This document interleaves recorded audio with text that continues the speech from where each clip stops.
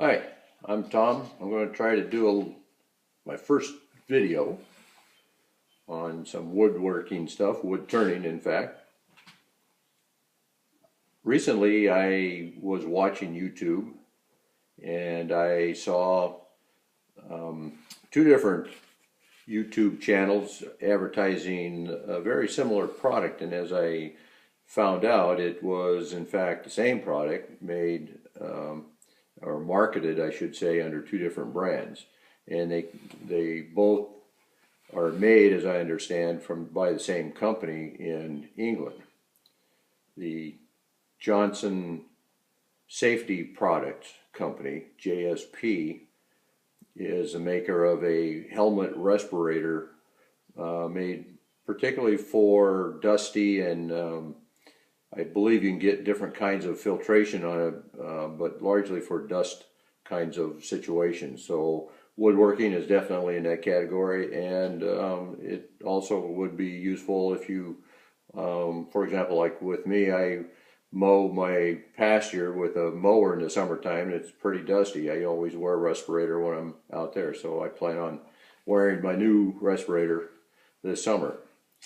So the brand that I ended up buying is called JSP, Johnson Safety Products, and it's made or marketed through Oxfordshire, there you go, Oxfordshire, England. So that was the unit or the manufacturer's manual. Here's the actual box that it came to me. Now I'm in the United States, and I looked them up online and found the vendor and ordered this thing. Used American credit card. My credit card company converted from British pounds to US dollars. I'll tell you a little bit more about that in a minute. But basically, it comes in this nice plastic box. It's got everything on the outside on it. And there's the back side of it. And so it's really nice to have a protective box for your rather important and relatively, it's not cheap, but I didn't think it was all that expensive.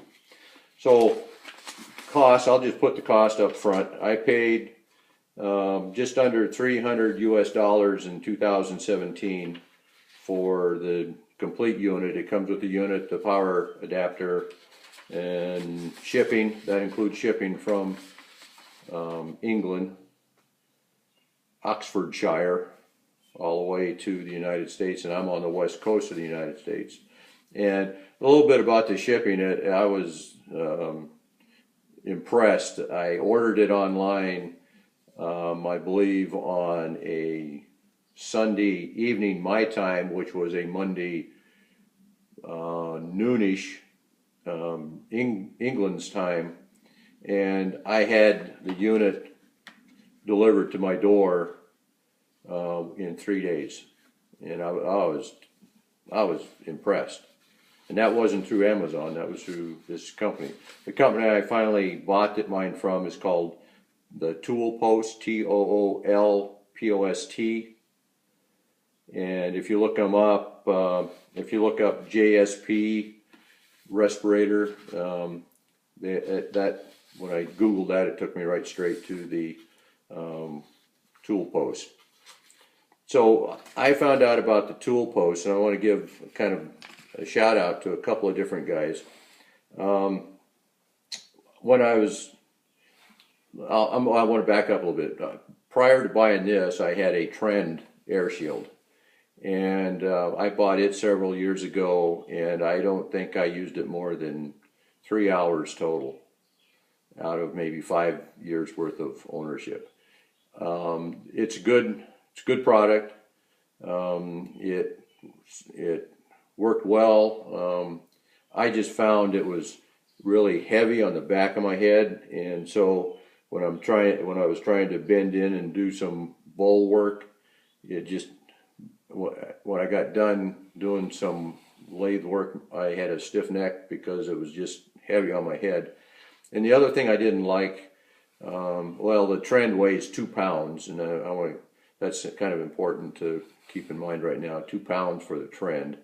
But the other thing I didn't like about the trend was the air blew right straight over my eyes. What came down right over my eyes and then out the bottom of the mask, and that aggravated my eyes. Within just a few minutes, I'd have to take the mask off and blink my eyes to keep some moisture on my eyes. And so I just did not feel very comfortable with the thing. So I never wore it. It sat in my other part of my shop on a styrofoam human head, just sat there and looked at me for several years. So I finally sold it. When I bought it, it had, in fact, the price hasn't changed much. It's been running right around $350 for it. My JSP that I bought, I paid just under $300, so that's a little bit less expensive right there. Mike Walt, W-A-L-D-T,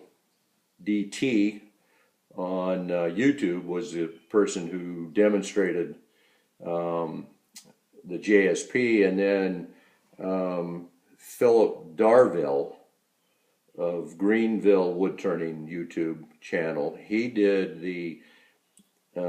it's called the APF-10 Axminster. And both of those, as far as I can tell, both of those are the same product, the same JSP product. They cost the same. The one company that had the Axminster was a little more expensive in shipping by a few pounds, whatever that equates to. But I started off with the Tool Post, toolpost.co.uk.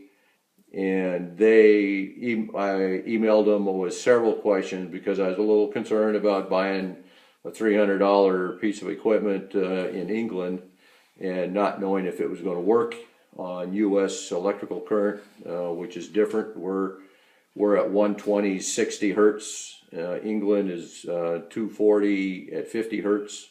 So I didn't know if I needed to buy another converter of some sort to convert so I could charge the battery. As it turned out, it comes with a universal charger, and all you have to do is change the ends of the charging cord, and it works just fine. So when you get the thing, it comes with instructions, and of course it comes in 10, 15 different languages with really small print that even in the language that you read, you can't read it. It's too damn small. This owner's manual was very good, and it's also in various languages, but at least it's large enough, and it's got, for guys like me, it's got pictures. So I could kind of like figure out what I was doing, even if I couldn't read what the words were saying. So good manual. That's all part of the package. When you open the package, or if you get it from the Tool Post, they have this little notice in there which says you're supposed to run the battery until it's discharged, fully discharged, and then recharge it. So that's what I did, and the way I discharged the battery was I actually wore it, and I found it was very comfortable. I haven't really used it while I've been turning because I didn't want to get the thing all dirty before I did this video. So hopefully if this video turns out good, then I'm going to start using my mask in actual work conditions, and I probably will report back. But anyway, it said in here to discharge it and then to fully charge it for 14 hours before you actually use the thing. So I'll adjust you down here a little bit so we can see the box, maybe. Here's how it comes in this plastic tub, and I'll show you the power station first. Here's the battery. That's the size of the battery, really small. here's the charging dock. So you take it, the instructions say you can charge this on the helmet, the battery in place on the helmet, but the tool post instructions say it's better to take the battery pack off the helmet, which is easy, it just clips off. You can see there's little clips there, it clips on and off, and to actually charge it in the charging station. So that's what I'm going to do. There is a plug-in right here where you can plug the thing into. This unplugs from there, and you can plug it into there if that was on your helmet. But I'm just gonna leave it in the charging station. And the instructions also say you can just leave it charging. You don't have to unplug it when it's fully charged. It shuts itself off. Now the power adapter is kind of clever. You have the one unit, but it comes with various different adapters. Like this is the adapter for US, standard 2-prong kind of adapter. There's a whole bunch of other ones in here. The typical prongs that they have in Europe, instead of having the flat blades, are little round posts. If those of you who've gone to Europe, you probably know what I'm talking about. But anyway, you just take whatever you need to plug into your socket, and it just slips right over the top of the charger, like that. There you go. And it worked good. No problem so far with that. So here's the actual helmet. And one of the other items that comes in there is a flow device. I'm not going to talk about this because I haven't used it. Mike Walt does a really good example, and so does Darvin Greenville, or Darren. I'm sorry, it's Philip. I'll get the name eventually. I got notes over here. It's Philip Dorville and Mike Walt. I think they both do a demonstration on how to use this. It's basically, in the instructions talk about it. It's here to help you figure out if you need to change the filters or something on your helmet. So, so this is the basic helmet.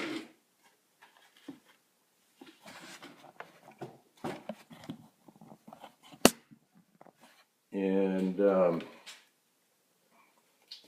I'll take the battery out of the charging dock, and it slips right into the back of the helmet, right like that. And then there's a little power cord here that plugs in, and you may hear it turn on. There's the on-off switch right over here on the other side of the battery. So it's a kind of a soft helmet. It'll certainly, any chunk of wood that I've encountered coming up towards my head, it'll certainly deflect it. The filters are right up here on the top, kind of on the front of your head. I believe on the trend they're more on the back side, which I think maybe contributes to that weight on your head. But the filters just turn on and off. They just twist on and off. And you can buy these. You have to buy them through England. So shipping is a little bit of a cost. There's plastic shields that can go on the front of your face mask to help keep it from getting scratched. And I was going to order a packet of those, and the shipping was like $15, and the plastic films themselves were like $10. So I guess when you're shipping from England to the United States, it's a little spendy. This thing weighs just over a pound, and if you remember the trend that I had, it weighed over 2 pounds. So that 1 pound makes a big difference. It's impact resistant on the front here. They call this the JSP IP respirator. Excuse me. Impact protective is what that means. IP. So it's real easy to put on. You got an adjustable strap here in the back. Mike Walt suggests that you turn it on before you put it on. That way, two things, you already have the airflow going, so it won't fog up right away. But the second thing is, if you're not exactly sure where this button is, you're kind of like fumbling around on the back of your head trying to figure out where that button is to turn it on. You'll eventually find it, but it's probably just as easy to turn it on. It's got kind of a foam face shield here and the air holes in the bottom to let the air out. Just like that. And it's working good. It does still blow across my eyes a little bit, but I think I can manage that better than what the trend did. Kind of snappy looking when you're wearing it. And you can feel it change inside pressure-wise when you do that. So here's what I mean about trying to find that button. There. I'm impressed. I like it. The vendor that I bought it from was very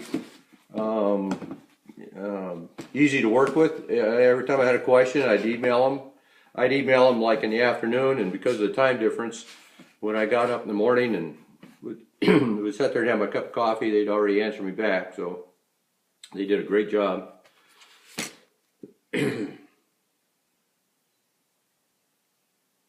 So I wrote down, I have some notes here, in case you see me looking over this way. I have some notes here. I actually paid $290 US.